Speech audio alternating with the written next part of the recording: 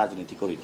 শুভেন্দু অধিকারী একটা মানে কমিউনাল রাজনীতি করি, কিন্তু আমি কমিউনিটির রাজনীতি করি। আগে একটা পেজে দেখলাম, সেগুলো হলো মাছের পোনা সে ছাড়তেছে হলো ফিল্ডে, অর্থাৎ পুকুরের মধ্যে। এখন মাছের পোনা যে আপনি পুকুরের মধ্যে ছাড়তেছেন, তা আমরা বলবি যে যে ভাতে মাছে হলো বাঙালি। আমাদের কোথাও হলো নদীতে পানি নাই, সে হলো খাল কাটতেছে। তো খাল কাটতেছে, তো তাহলে খালের মধ্যে হলো কোথা থেকে পানি আসবে? এটা তো নদী থেকে পানি আসবে। নাকি আপনি খালে ওই বঙ্গোপসাগর থেকে হলো লবণাক্ত পানি ঢুকাবেন? তো আপনার পদ্মা ব্যারেজে পানি আসবে কোথায়? ওদিকে তো ফারাক্কা ব্যারেজ আছে, ওইখানে পানি ছাড়লে তো এখানে আসবে। তো আপনার হলো ব্যারেজের মধ্যে সে যখন তখন দরকার হলে পানি ছেড়ে দিবে।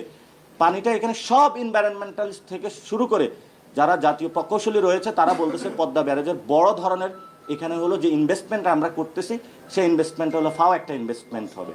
গার্মেন্টস ইন্ডাস্ট্রির এই ইন্ডাস্ট্রিকে বাঁচানোর জন্য, পাট শিল্পকে বাঁচানোর জন্য আমাদের বামপন্থী বাইরা হলো সারাদিন লাল পতাকা উড়ায়।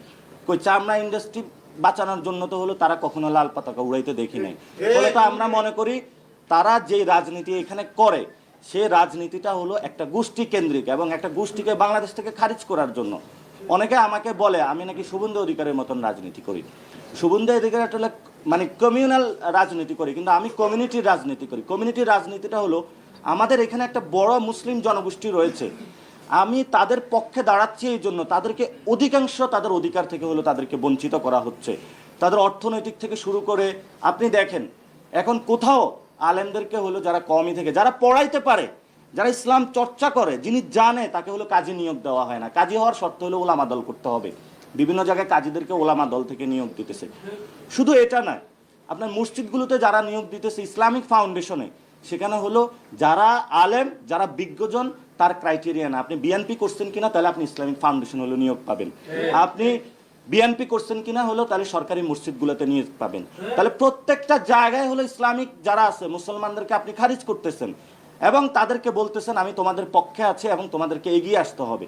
আপনি হাতে পায়ে গলায় সব জায়গায় এখানে হলো আলেম ওলামা এবং হুজুরদেরকে বেড়ি পরিয়ে তাদের দান, এতিমদের সম্পদ, জনকল্যাণ সব কিছু এতিমদেরকে বঞ্চিত করে সব জায়গায় বেড়ি পরিয়ে তাদেরকে বলতেছেন এবার তোমরা দৌড়াও। তো আমরা তো এই দৌড়ানি না, আমরা আগে বেড়ি খুলবো পা থেকে, গলা থেকে, হাত থেকে, তারপরে যখন দৌড়াবো ওই দৌড়ানোটা কঠিন দৌড়।